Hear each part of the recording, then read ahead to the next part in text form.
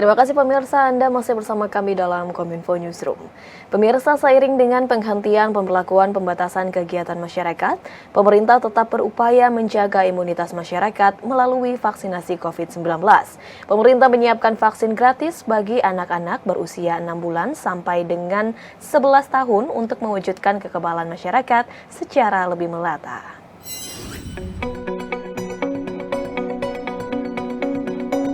Pemberlakuan pembatasan kegiatan masyarakat telah resmi berakhir pada 30 Desember 2022.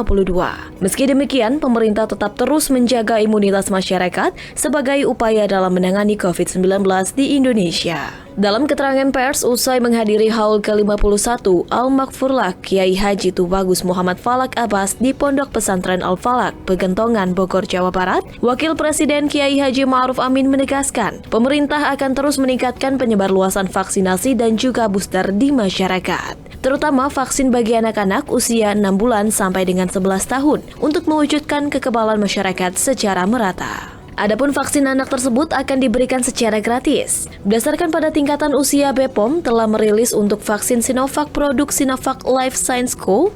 dan vaksin COVID-19 PT Bio Farma disetujui untuk indikasi pencegahan COVID-19 pada orang berusia 12 tahun ke atas. Sedangkan vaksin Pfizer produksi Pfizer-BioNTech untuk anak usia 6 bulan hingga 11 tahun. Persetujuan perluasan indikasi ini diperoleh setelah dilakukan pembahasan dan pengkajian bersama dengan tim Komite Nasional Penilai Khusus Vaksin COVID-19 terhadap aspek khasiat dan juga keamanannya. Maka masalah vaksinasi ini harus lebih ditingkatkan.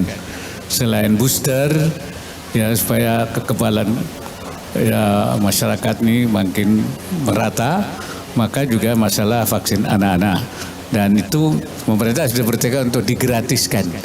Ya, kita sudah selain punya vaksin yang juga dari impor, kita juga sedang memproduksi vaksin dalam negeri untuk memenuhi kebutuhan kita dalam negeri. Saya kira itu memang ini bagian daripada upaya untuk kekebalan publik kita. Kementerian Kesehatan berupaya untuk menghindari konflik dan perdebatan yang kerap terjadi di antara para dokter spesialis dalam menangani pasien. Untuk itu, Kemenkes menerbitkan surat edaran terkait dengan pembagian kompetensi.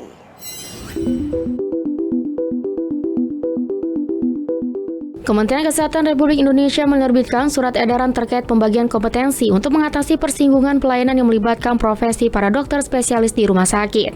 Kebijakan tersebut tertuang dalam surat edaran nomor HK0201-5-5-2023 yang meminta rumah sakit untuk fokus memberikan pelayanan kesehatan sesuai kebutuhan spesialistik dan subspesialistik termasuk penggunaan sarana, prasarana, dan alat kesehatan. Selain itu, dalam surat edaran tersebut setiap tenaga kesehatan harus memiliki standar kompetensi yang telah disahkan sesuai peraturan perundang-undangan atau sering disebut sebagai white paper masing-masing bidang spesialis atau subspesialis. Dikutip dari laman siaran pers kemkes.go.id, Menteri Kesehatan Budi Gunadi Sadikin mengungkapkan bahwa keputusan ini merupakan upaya yang dilakukan pemerintah dalam merespons secara cepat untuk mengatasi persoalan klaim pelayanan antar tenaga kesehatan sebagai akibat dari adanya kesamaan kompetensi nakes dalam satu rumah sakit. Lebih lanjut, Kemenkes nantinya akan memperhatikan aspek monitoring dan evaluasi penerapan SAR kompetensi yang dilakukan secara berkala dalam memberikan pelayanan kesehatan efektif, berkualitas, dan terstandar untuk menjamin mutu dan keselamatan pasien.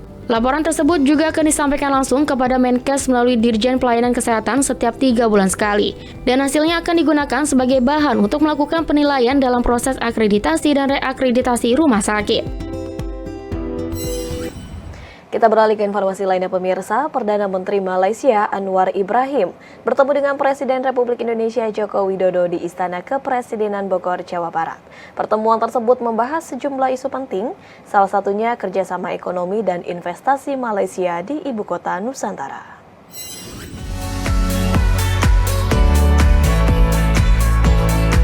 Perdana Menteri Malaysia Anwar Ibrahim tiba di Istana Kepresidenan Bogor, Jawa Barat dalam kunjungan resmi pertama ke luar negeri setelah dirinya dilantik sebagai Perdana Menteri Malaysia pada 24 November 2022 lalu. Perdana Menteri Malaysia Anwar Ibrahim melakukan kunjungan resmi pertama ke luar negeri selama 2 hari ke Indonesia pada 8 hingga 9 Januari 2023 atas undangan Presiden Joko Widodo. Kedua kepala negara bertukar pandangan tentang sejumlah isu regional dan global terkait situasi di Myanmar dan upaya bersama untuk mengatasi diskriminasi terhadap minyak sawit, di mana Malaysia dan Indonesia merupakan pengekspor terbesar di dunia.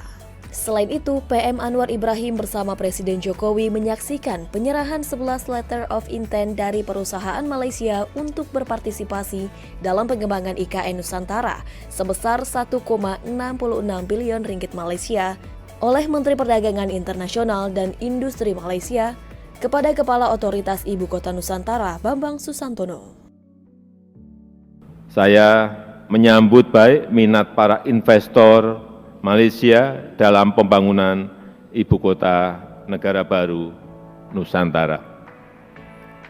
11 letter of intent telah ditandatangani oleh sektor swasta Malaysia dan diserahkan kepada otoritas IKN yang bergerak di bidang elektronik, kesehatan, pengelolaan limbah, konstruksi, dan properti. Sementara itu, PM Anwar Ibrahim mengatakan bahwa serah terima letter of intent berinvestasi di IKN Nusantara tersebut merupakan langkah positif dan agresif dari sektor swasta Malaysia. Anwar menyatakan bahwa inisiatif pembangunan IKN Nusantara juga turut mencakup kepentingan Malaysia terutama dalam hal mendorong ekonomi di wilayah Sabah dan Sarawak yang berada di Pulau Kalimantan. Itu kita ambil pendekatan yang positif, itu mencari jalan supaya pertumbuhan Ibu Kota Negara Nusantara itu akan juga memberi manfaat kepada wilayah yang termasuk Sarawak dan Sabah. Undang-Undang Pemilihan Umum pasal sistem proporsional terbuka sedang diuji materi oleh Mahkamah Konstitusi. Wakil Presiden Republik Indonesia Ma'ruf Amin berharap putusan Mahkamah Konstitusi terkait judicial review Undang-Undang Pemilu sesuai dengan prinsip jujur, adil, transparan, dan terbuka. Sejumlah pihak telah mengajukan judicial review atau uji materi Undang-Undang Nomor 7 Tahun 2017 tentang pemilihan umum terkait sistem proporsional terbuka ke Mahkamah Konstitusional. Menanggapi hal tersebut, Wakil Presiden Republik Indonesia Ma'ruf Amin dalam konferensi pers mengatakan dirinya menghormati upaya hukum setiap warga negara dan mengharapkan keputusan terbaik dari MK, yakni sesuai prinsip pemilu yang jujur, adil, transparan, dan terbuka. Wapres menyebut secara konstitusional masalah uji materi adalah kewenangan MK. Untuk itu, seluruh pihak harus bisa bersabar menanti apapun yang menjadi putusan MK. Keputusan MK mempengaruhi sistem pemilu 2024. Apabila gugatan uji materi yang diajukan oleh pihak tersebut dikabulkan, maka sistem pemilu mendatang akan berubah menjadi sistem proporsional tertutup. Sistem tersebut memungkinkan para pemilih hanya disajikan logo partai politik pada surat suara, bukan pada kadar partai yang mengisi pemilihan legislatif. Bahwa yang jadi putusan Mahkamah Konstitusi itu yang sesuai dengan prinsip pemilu, yaitu jujur, adil, transparan, terbuka, prinsip itu. Ya. Nah, kita lihat nanti kalau memang justru pandangan yang terbanyak itu seperti yang sekarang dianut, itu yang terbaik, ya kita harapkan mudah-mudahan MK juga. Tapi itu ada kewenangan di Mahkamah Konstitusi. Ya, oleh karena itu kita tunggu saja. Komisi Pemilihan Umum Republik Indonesia menggandeng partisipasi mahasiswa dan tokoh masyarakat untuk sukseskan pemilu dan pemilihan 2024. Dengan partisipasi mahasiswa diharapkan dapat menjaga suasana yang kondusif pada ruang digital selama tahapan pemilu 2024. Dalam menyukseskan pemilu 2024, Komisi Pemilihan Umum Republik Indonesia menggandeng mahasiswa untuk dapat berpartisipasi baik dalam setiap tahapan hingga puncak pemilu 2024. Hal tersebut disampaikan Ketua Komisi Pemilihan Umum Hashim Asari dalam pidatonya pada acara MOU dan Perjanjian Kerjasama KPU dengan Universitas Bayangkara Jakarta Raya pada Senin 9 Januari 2023. Lebih jelas, Hashim Asyari menyebutkan, bentuk partisipasi yang dapat dilakukan mahasiswa tersebut sangat beragam, mulai dari menjaga suasana yang kondusif pada ruang digital selama tahapan pemilu, hingga peran aktif secara langsung sebagai anggota kelompok penyelenggara pemungutan suara. Dalam bidang perkembangan ilmu pendidikan, mahasiswa juga diharapkan dapat memanfaatkan situasi pemilu untuk kajian dalam melahirkan jurnal, buku, makalah, hingga forum diskusi atau bahkan seminar yang membicarakan mengenai segala aspek mengenai pemilu 2024. KPU juga akan mendukung kegiatan tersebut dengan menghadirkan para pimpinan KPU. Oleh karena itu saya menawarkan, dan ini kami tawarkan juga KPU kepada kampus-kampus untuk menugaskan mahasiswanya nanti menjadi anggota KPPS, petugas di TPS. Anggota KPPS di setiap TPS itu 7 orang, dan syaratnya adalah 1, usianya usia pemilih, yang kedua domisilinya adalah sesuai dengan domisili KTP. Jadi kalau misalkan mahasiswa Ubara ini kampusnya ada di Jakarta Selatan maupun di Bekasi, mahasiswanya kan tidak hanya orang di situ aja, bisa dari mana-mana.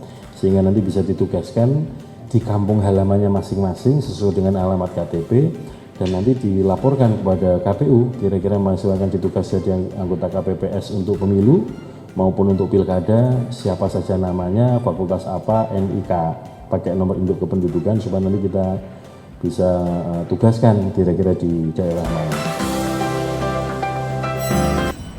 Pemirsa, usai jeda kami akan kembali dengan informasi Kominfo siap sukseskan pemilu di ruang digital sesaat lagi.